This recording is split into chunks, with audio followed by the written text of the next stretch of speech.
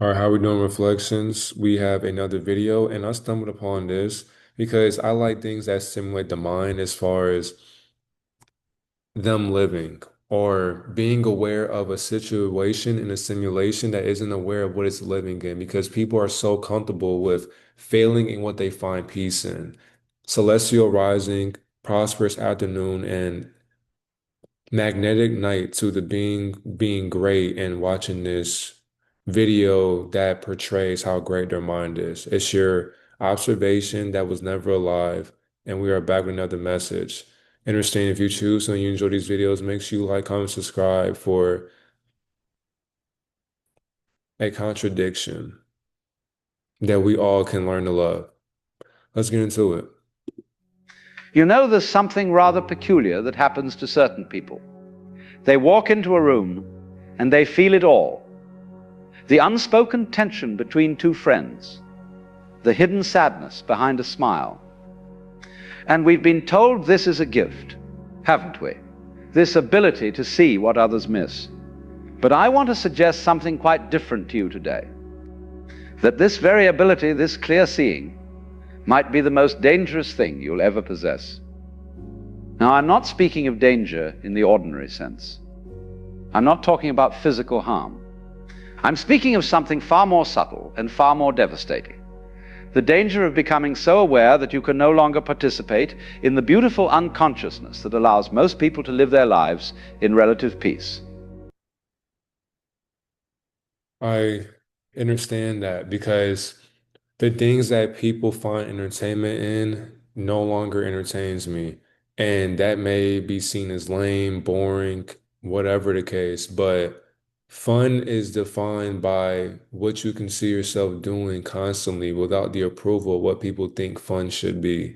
And when you consider what you can find fun in, that's when life begins to start loving on you because you're not caring about the prison that people are stuck in when it comes to their mind and how they set their intentions on a life that they can't keep up with. Have you ever watched people at a party? Really watched them? They're playing a game, you see. Everyone knows the rules without ever being told. You ask how someone is, they say fine, and you both pretend this is a complete answer. You compliment the host, you laugh at jokes that aren't particularly funny. You nod sympathetically at stories you've heard before.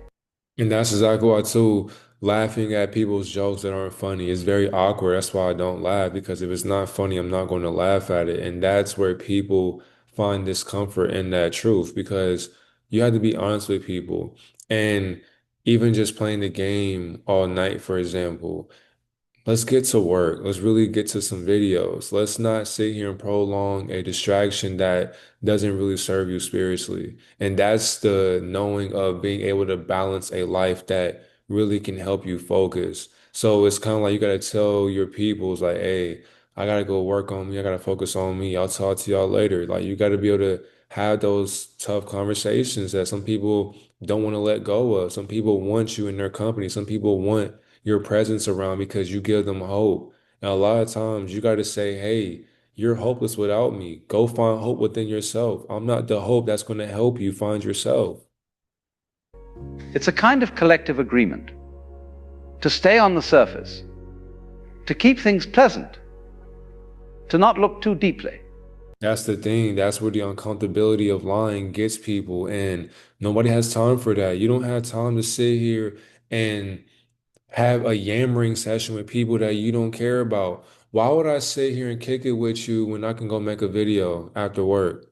I don't want to hang out with you. I don't want to talk to you. Nothing against you, but I'm focused on something. I have meaning in my life. I don't want to be around y'all 24/7. Even with people outside of that, I don't want to talk to people all the damn time. I don't mind doing so, but after a while, my mind goes into overdrive with a different topic that I'm thinking about just randomly because I've seen something in a simulation that reminded me of something that I should be making or creating. In my mind, I'm always creating, so I can't be around consumers that want to gossip all day, that want to sit here and talk about what they think matters in their mundane lifestyle or surface level experiences. Like these people had to go to an outside validated opinion, of judgment to help find themselves in life because they don't know how to make up for what they never experienced before because they're not really living for themselves. They're living for other people and how they think about what they view in their own existence. That's why people are not even real in existence. But then there's you, the one who sees through it all. You notice the wife who flinches slightly when her husband speaks. You sense the colleague who's desperately lonely, despite being surrounded by friends. You feel the anxiety rippling through the room like an invisible current. And here's where the danger begins. Because once you see these things, you cannot unsee them. And troubling still. My bad. Yeah, my bad. The video was uploading. Let me go ahead and yeah, that was from my Zoom. I'm gonna make sure I post it on YouTube tonight. Are we good? Are we good? Okay, cool, cool. Here we go. Your very presence becomes a kind of mirror that others cannot bear to look into. Let me tell you what I mean. When you see clearly, when you perceive the hidden currents beneath social interaction, you're essentially calling attention to what everyone has agreed to ignore. And people don't like this. They really don't like this. Not because they're bad or stupid, but because your clarity threatens the very structure that allows them to function. Think of it this way. Society is rather like a stage play. Everyone has their part. The successful businessman, the devoted mother, the reliable friend. These are roles, you understand. Costumes we put on. I'm really tired of AI content though, or artificial content. I really wish somebody who ran this channel could just say their thoughts by what they listen to instead of just, yeah, but let's just keep going. And the play works beautifully, so long as everyone stays in character. But you, with your penetrating awareness, you're like an audience member who stands up in the middle of the performance and shouts, "But that's just an actor pretending." Well, you can imagine how welcome that makes you. The first danger, then, is isolation. And I don't mean the ordinary loneliness of not having enough friends. I mean something far more profound. The isolation of living in a completely different reality from everyone around you. You're speaking a language nobody else understands. And this language becomes something that needs to be announced to yourself because once you start articulating yourself at a higher level than the people you come across, and I mean this with humility, because when you study words and you play with them just for fun, when you want to learn words, even when you mess them up and you try to enunciate them, you sound them out, you practice them, you learn them behind closed doors. When you put that into your vocabulary and you just start learning about the etymology of every word that you use, every word is a story or a branch to a tree. This tree and the roots connect to your mind. No matter where your mind goes, you are the simulation's mind that has formed itself into you. When you know that the words connect to you at this point, that's why certain words will come to you when you know how to articulate yourself very well because you practice talking to yourself and no one else. That's why when you're speaking, no matter what you do, when you put on the glasses of the simulation's awareness and you can see what awareness has forgotten about, you are able to go into the future of the past currently that never existed in three timelines of variations of source. When you go outside of that, out of your body, and you look outside of simulation, that's when you know that everything that is currently experiencing itself within you is not for you to define to anybody else anymore, because only you were meant to see that. We all see the same perception, but we perceive perception differently. Bars. You're seeing a world nobody else can see. And the terrible irony is that the more clearly you perceive, the more alone you become. And that's exactly why too. When I started doing gematria on celebrities and sexual inversion or genetic altering engineering, that's when I felt way more alone. And when I became more conscious every single day, I felt more alone in reality as well, which is why I don't really mind it.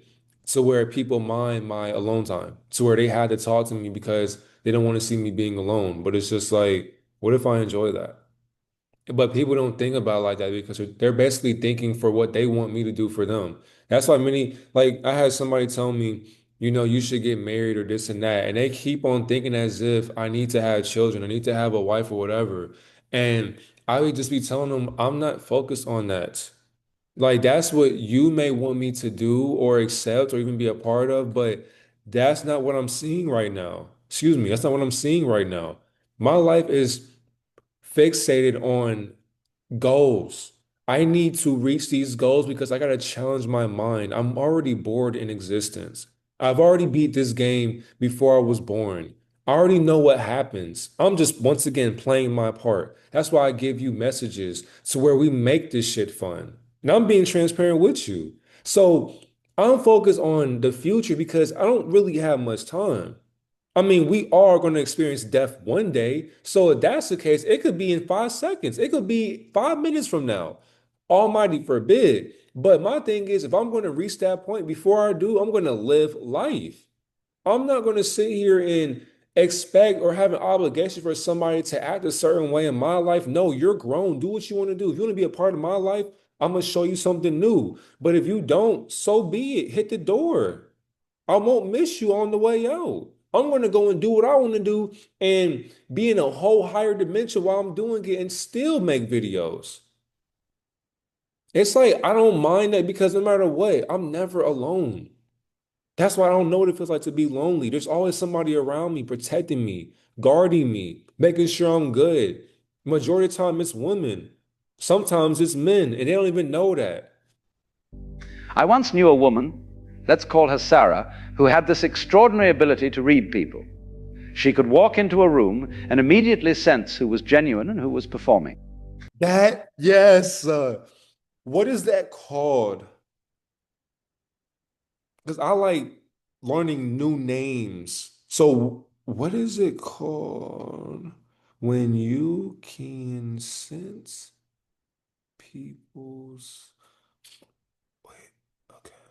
Knew a woman, let's call her Sarah, who had this extraordinary ability to When you can read people. Empathetic accuracy, intuition, or being perceptive. Empathy or intuition. So I have a strong intuition. Empath. Empathetic. Empathetic accuracy. Human lie detector. Observant. Discerning. Intuitive. Telepath. I agree with that one. The telepath, because a person that claims to be able to read minds directly through this is considered pseudoscience and it's not proven to exist scientifically. That's how I know many people don't know what the fuck they're talking about because telepathy isn't defined by scientists spiritually because scientists avoid spirituality because it will expose what the truth is to what they lie about to humanity. That's why they don't want to talk about telepathy. But you're able to read a being's mind directly when you look into their eyes. That's why when I make eye contact with people, I'm reading them. That's why I always respect people, no matter what, because I'll expect the exact same thing, but that's not realistic in a simulation. So because I understand that, reading them, as soon as I walk into the room, I feel all the auric fields in the realm that we're in, because I already been in that dream before. By reading them, it's easy because when you look at them, just look at how they sit, look at how they talk, look at how they talk to each other, look at how they walk, look at how they acknowledge your presence by trying to hide it. Just look at people. All you gotta do is look. They will tell you everything that you need to know about yourself. Because remember, you're not the main focus in the room, but when you focus on you, now the focus is basically on you. And you're not doing it on purpose, but you have a purpose in that room. You're not there to bullshit. What are we here for? Let's get to it. I'm going. Now, if you're cool with them, you can prolong some conversations, you can get sidetracked, whatever. But when you're strictly there to get something done, you don't have time to bullshit. Let's get to the money.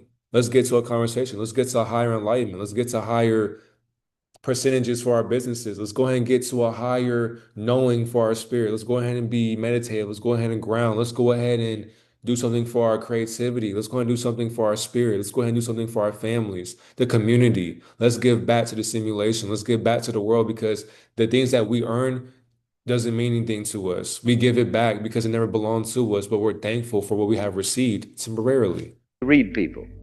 She could walk into a room and immediately sense who was genuine and who was performing. Who was in pain and who was pretending to be fine? Who could be trusted and who was hiding something? And you know what happened to her. She lost every close relationship she had. Not because she was cruel or judgmental, but simply because people felt exposed around her. That shit's hilarious because when you can call out people's bullshit immediately, they'll tighten up around you to where they gotta make themselves the head honcho when you're around. So it's like a group chat, for example. When you join a group chat, people don't want to follow you. People don't want to watch your stuff. People don't even want to acknowledge you because they already acknowledged you. But they want to make themselves seem as if they can get validation from what you already know. They've been watching you. But because you're in the same chat or you're in the same exact group together, now that's when egos get into play. And when you speak without judging what you're saying, but you do it with love, that's when their envy has to trickle upon other people to go against you because they know that you can read other beings when you constantly do it on social media. It's nothing to you. So when they know that, they have to watch what they're saying because they're watching your videos. That's why, like, this should be funny because I realize in life now, when people ask what I do, and I tell them straight up, I do YouTube videos. So when they know that, they be like, in their mind, oh shit, like, I gotta make sure, because they understand, like, they want to know deeper and more, but it's just like, no, you understand that or realize if you fuck up or say some stupid shit or do dumb shit that people need to watch out for. I'm going to talk about it. Not only just that, everything is content. So it's like if I notice something, I'm going to think about it out loud, and I can't sit here and just hide that from myself, depending on what it is. But if I want to confront it behind closed doors off the media, so be it. But on the media, it's like, why not? Somebody's probably going through this, so here's how I dealt with it. Just that simple. And once you know that, that's when people choose to say their words carefully and they listen when you speak. They listen when you say something. And then that's how you know who really is there for you, who supports you, who idolizes you, who's admired by you, who's in love with you, and who hates you because of who you're always being, no matter who's in the room or who's watching you. They couldn't maintain their comfortable masks in her presence. Her friends would say things like, "You're too intense. You read too much into everything and you cry. Can't you just relax and have fun?" But she couldn't, because seeing clearly isn't something you can turn on and off like a light switch. It's always being present. And that's what makes it frustrating. You see everything. And it's like you notice what's happening and it's so silent that they'll laugh and be like, "Why did you notice that? Why are you noticing that about me?" It's not that hard. I know you. Just by the sound of your voice, I know you. Just even when you're silent, I know your presence. I know your being. That'd be the thing right there. Energy never lies. So when you lie to yourself, I can read that. I can sense that. I can smell it. I can hear it. I can taste it because I know that you consume bullshit. I used to be the exact same way. You can't lie to your senses, and I'm sensing your sensation that's still perceived by your unconsciousness. People are easy to read when you know yourself. It's like But people still won't comprehend what I just said. asking someone who can hear to simply ignore sound. Once you've developed this, Oh, hey, that's true though. Dead ass. That's like basically saying ignore your ego, ignore what you perceive. You can't do that. You can't ignore your awareness. It makes no sense to you. You have to be able to see that and be like, that's what this is. I can't deny that. I can't lie to myself. I got to be able to do something about it. capacity for perception, it's always there, always operating, always showing you what others prefer to keep hidden. And here's the second danger. When you see the truth of a situation, when you perceive what's really happening beneath the surface, you face a terrible choice. Do you speak or stay silent? If you speak, you risk being attacked. And I mean this quite literally, though the attack is usually psychological rather than physical. You'll be called negative, overly sensitive, a troublemaker. You'll be accused of creating problems that don't exist, of reading malice into innocent situations, of being unable to just let things be. But if you stay silent,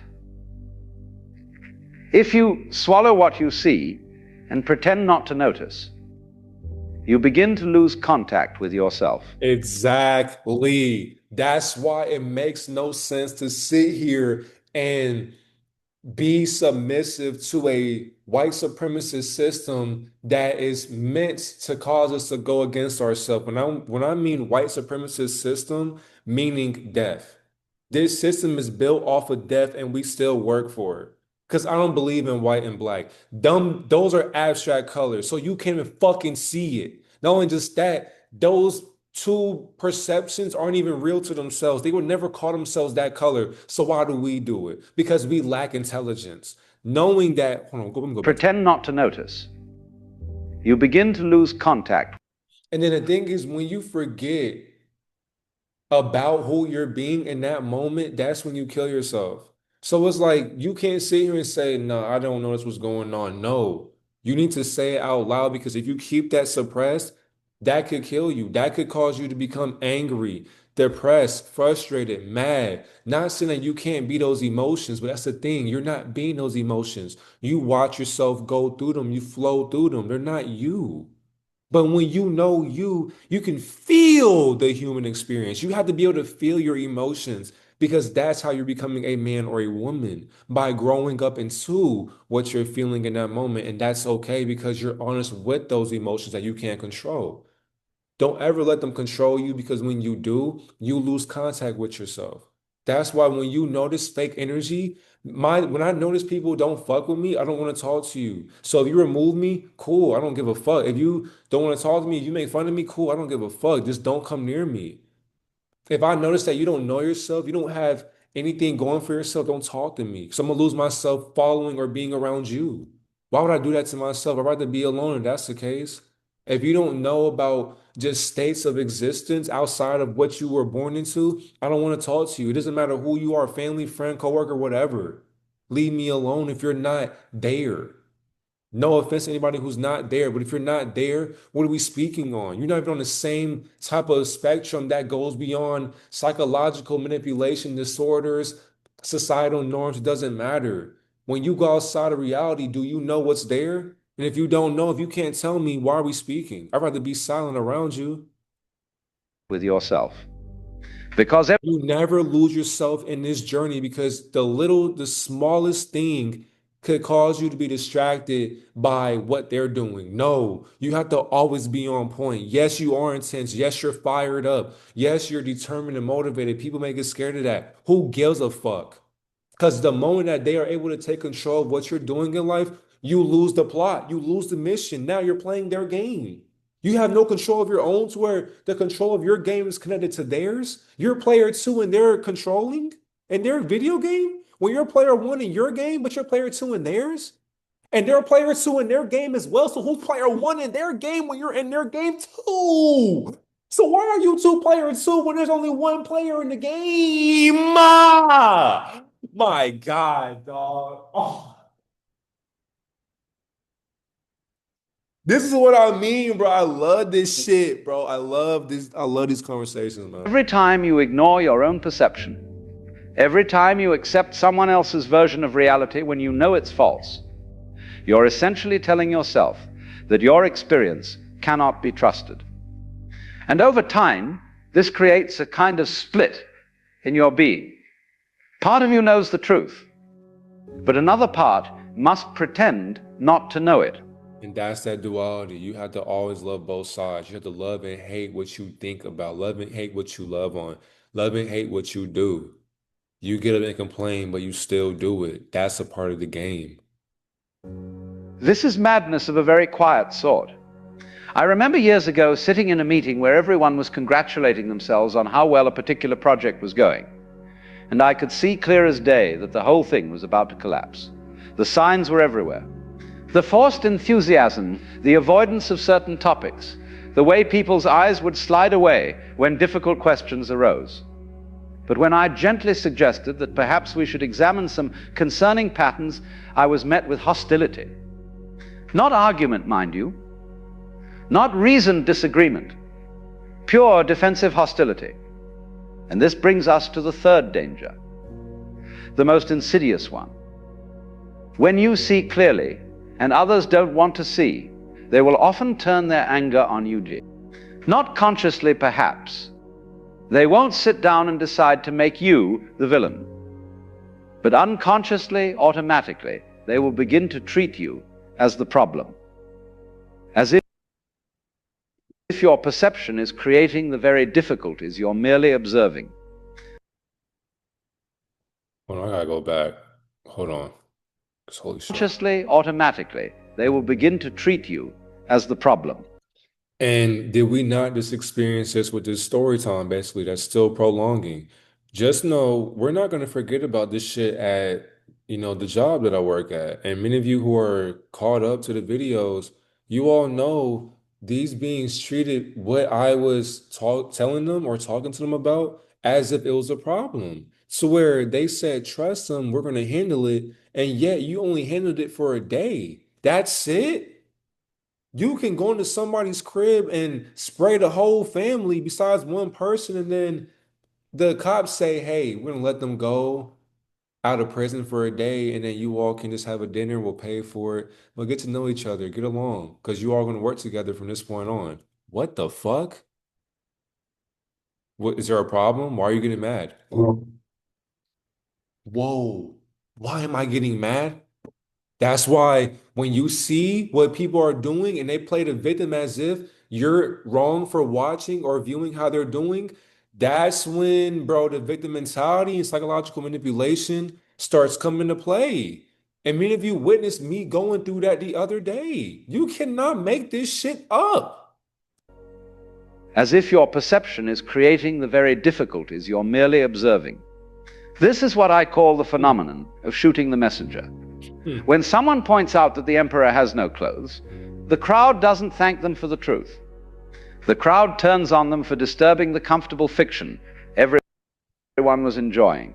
Yeah. Hey, this person over here is a sexually inverted, genetically altered entity that was trafficked through a satanic bloodline, and they're playing as if they're really being celebrated for being great at their craft, but their craft is manufactured by a actual energetic vampiristic entity that has been here since an ancient timeline that isn't even singular, and people celebrate that, and they'll be like, yo, stop hating. Get off his meat. Get off her whatever. Like, stop talking down on people. You're miserable. You're broke. Stop doing this and that. You're a conspiracy theorist. Shut the fuck up. This and that. But wait a minute. You don't see what the fuck I see? No, we don't see that shit because we don't believe what you believe in. You're this, you're that. Stop talking about the truth. Wow, I'm merely observing what you see and what I see, but yet you're bashing me for what I see, but then you want me to be open-minded for what you think you're blind to, even though you're blind to what you think you're seeing? And you call that having a sense of vision? So where you idolize what you think you envision? Your self-being? Your clarity becomes a threat, and threats must be eliminated or controlled. I've watched this pattern repeat itself countless times. The person who sees clearly gets labeled. They're too negative. They're creating drama. They're transphobic, homophobic, they're a hater, they're this, they're that. They're unstable. They need to lighten up. They're paranoid. Notice how all these labels have one thing in common. They all suggest that the problem lies in the perceiver, not in what's being perceived. It's a brilliant defensive maneuver, really. If we can convince you that your perception is flawed, we never have to look at what you're perceiving. Because then that's how you know they're not living in your truth. That's why you can't tell the truth to everybody. Talk to yourself. But here's what nobody tells you. The fourth danger is perhaps the most devastating of all. When you're constantly absorbing the emotional states and hidden truths of everyone around you, when you're perpetually picking up on what's unspoken and unfelt. Yes, this is empathetic for sure. I feel what that is being. Because even just within this apartment complex, or even with the job, or even just in class, just randomly out in society, going into any realm or dimension, because I treat all doorways like portals. When I go into a certain realm, I can feel the emotional state of what people are experiencing. Either they don't got to say it out loud or they're talking to whoever. It's like that one word or sentence that they say, oh, that's what you're experiencing. And it's not even to be nosy, but they're just talking very loud. So it's just kind of like when you're in your own world and you hear something, it's just like, the fuck? But it's just crazy because you don't want to sit there and dwindle or fawn or dawn over or be dawned over what they're going through. Because what do you gain from that besides accepting what they had to fix? You begin to lose track of what actually belongs to you. Your own feelings become mixed up with everyone else's. You walk into a room feeling perfectly fine and leave feeling inexplicably anxious or sad or angry. That's not your energy. That's not even your being. If you go somewhere and you're anxious, that's not you. It's the energy around you that you haven't even been introduced to before. It's where it's too much. It's overwhelming. You got to go. And you have no idea if these feelings are yours or if you've simply absorbed them from the environment like a sponge soaking up water. Magnetism. This is exhausting beyond measure. Imagine never quite knowing which thoughts are your own, never being certain whether the emotion you're feeling belongs to you or to the person sitting next to you. It's like trying to hear your own voice in a room full of people all talking at once. Eventually, you might forget what your voice even sounds like. I've spoken with people who describe this experience, and they often say the same thing. I feel like I'm disappearing, like there's less and less of me and more of everyone else. And this isn't poetry. This is a real psychological danger. When the boundaries between self and other become too permeable, when you're taking in too much without adequate protection, you can actually lose contact with your own center, your own identity. In that person's eyes, I didn't see any ounce of consciousness. Like I can't even sense awareness behind this window. And this is what I mean about majority of people are on autopilot. I don't know if this is AI or an actual person, but this is how you're able to tell. Just look at them. Like look at this spot. Look at the truth. Out of all the colors, it had to be black. So when you see that, when the pupils are looking like this, look into the center of source. What do you see reflecting back to you? That be the thing right there. Like when you don't see nothing, it's just like you got to see yourself in that being and realize too in a parallel universe, you're also just like that, but you're aware of what you aren't being in the moment. You can actually lose contact with your own self.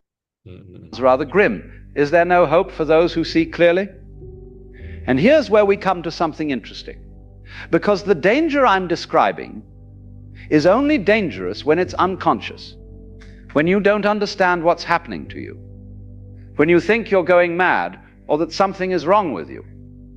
But once you understand the game, once you see that real clarity is not a flaw but a particular kind of awareness, everything changes. Not because the seeing stops, but because your relationship to it transforms.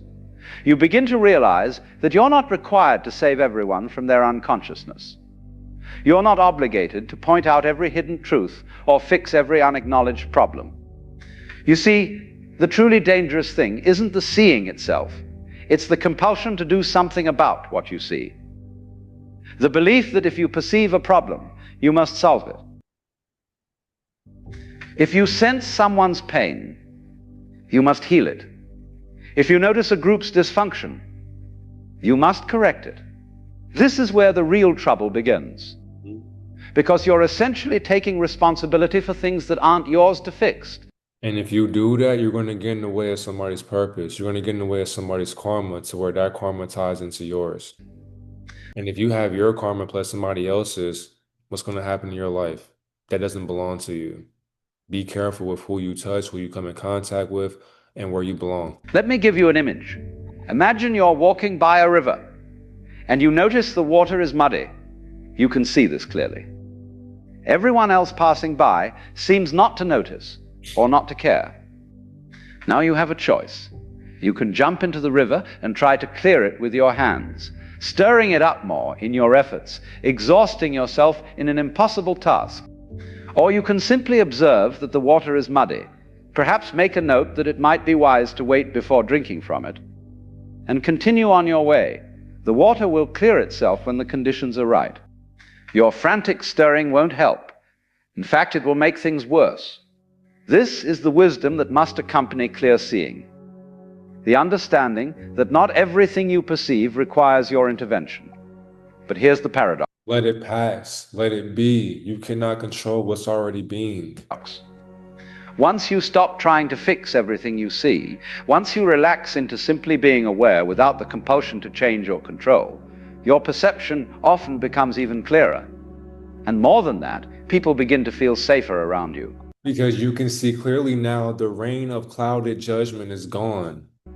Because you're no longer unconsciously demanding that they see what you see or change to accommodate your awareness. Exactly. Think of it like this. When you meet someone who sees you clearly, but doesn't need you to be different, who perceives your struggles without trying to rescue you, who understands your fears without requiring you to face them on their schedule, how does that feel? It feels like freedom, doesn't it? Like you can finally breathe. This is what clear seeing can become when it's integrated properly. Not gonna lie, this is what clear seeing feels like. You're walking into bliss. You're experiencing the reflection of what you're blind by. Still, once again, it's not going to get any better. It's not heaven or hell like, but it's as if you're walking on this plane of a field and all you're doing is just simply walking. You don't have anything to worry about. You don't have anything to be fixated on. You don't have anything to stress over, anything to put a tension direction towards. All you can do is direct yourself towards what you enjoy doing every single day. And if that's taking care of all that you got to do as far as financially, for your family, yourself, going out for that walk, and then when you're just walking, that's when you know that everything that you have placed into your life was meant to get you there. It feels And then that's that freedom right there. Freedom looks like the things that you have accomplished because the work that you did has gotten you there. So where it doesn't feel like false freedom. You got yourself there. You can enjoy the fruits of your labor to where you still got work to do. But damn, look at how far you came.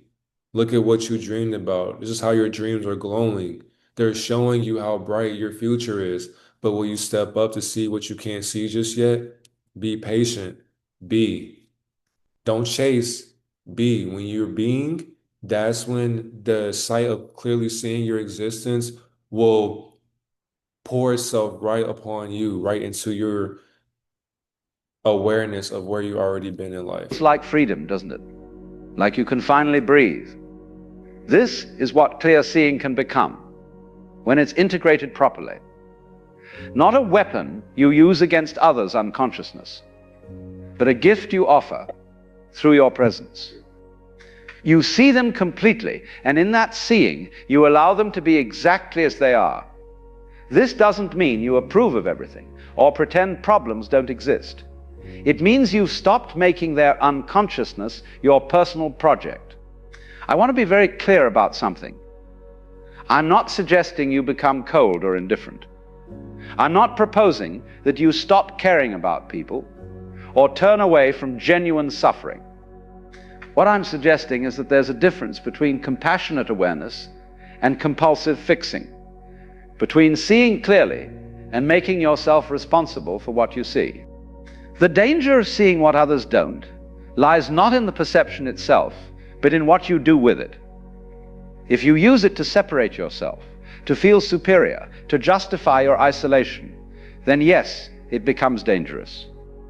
If you use it to attack others for their blindness, to shame them for not seeing, to punish them for their unconsciousness, then yes, it destroys relationships and leaves you alone.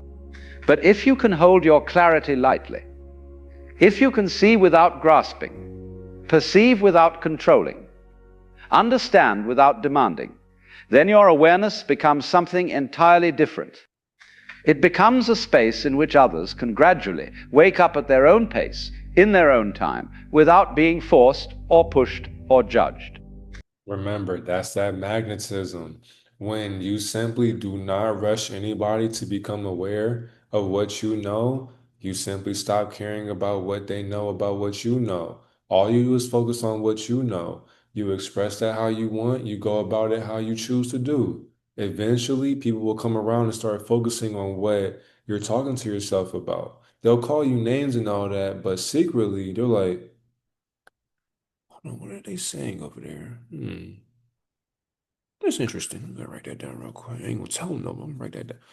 At that point, hey, excuse me, I noticed. Welcome. Let's begin. Here's what I've learned after many years of watching people with this capacity for clear seeing.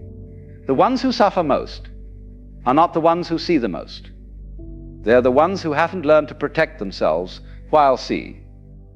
They're the ones who absorb everything without filtration, who take on every burden they perceive, who exhaust themselves trying to wake up a world that isn't ready to wake up.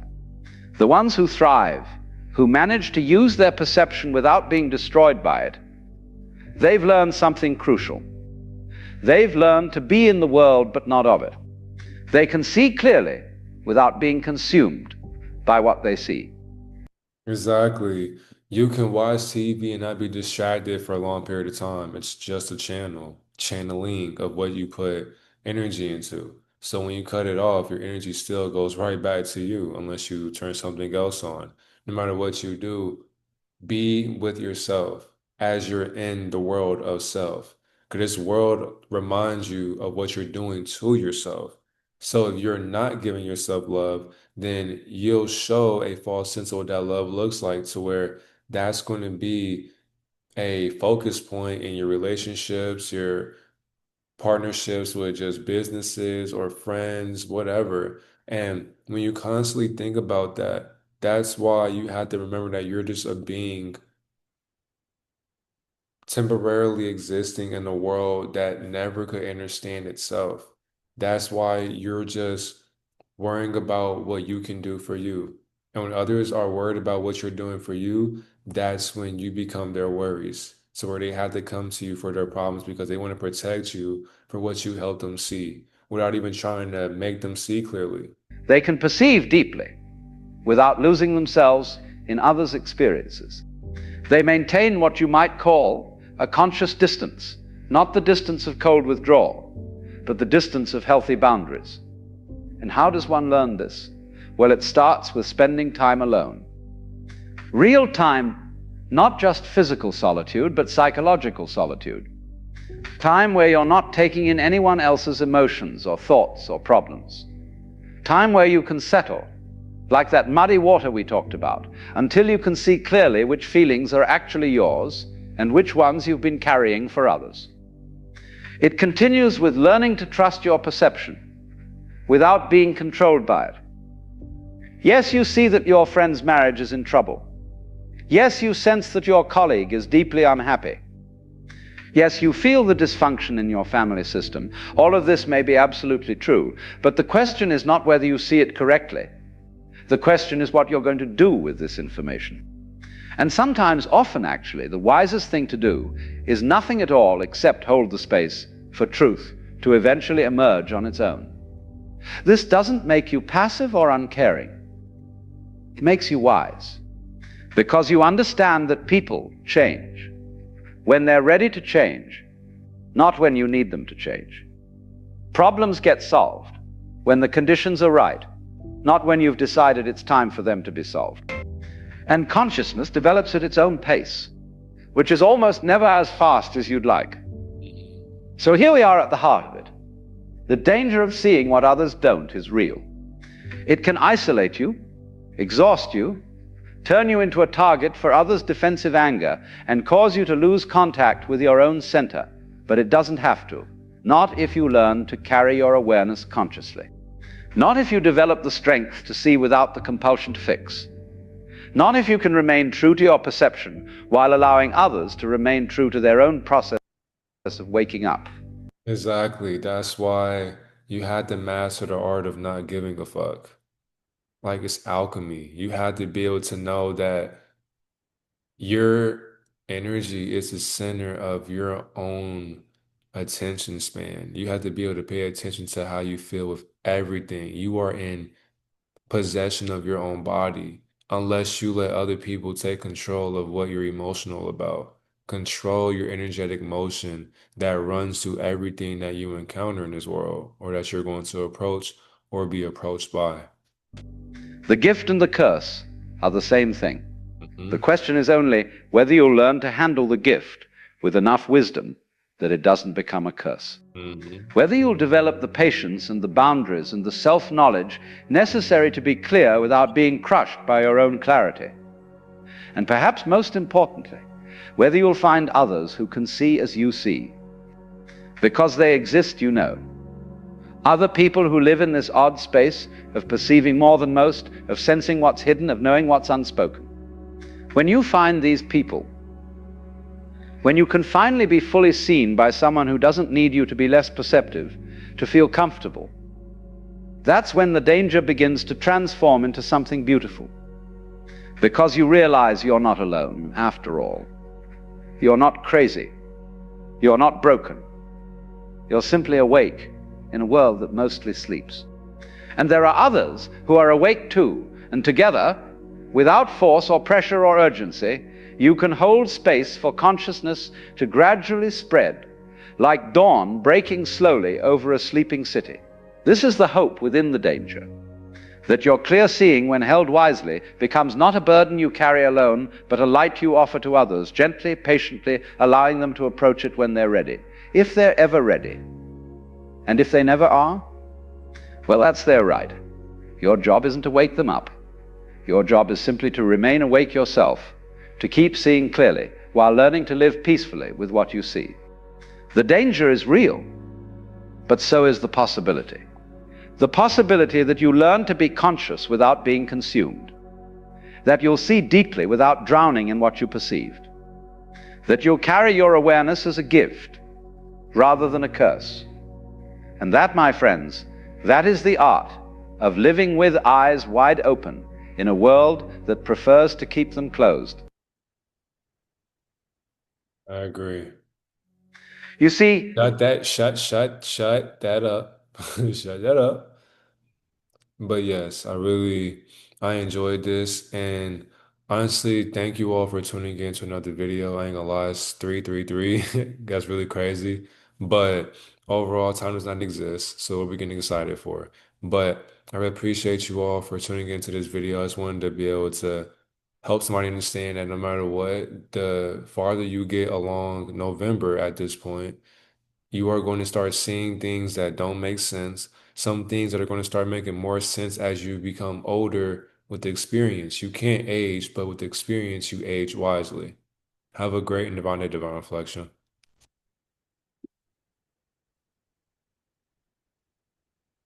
Shit, my God. So I know I'm tired.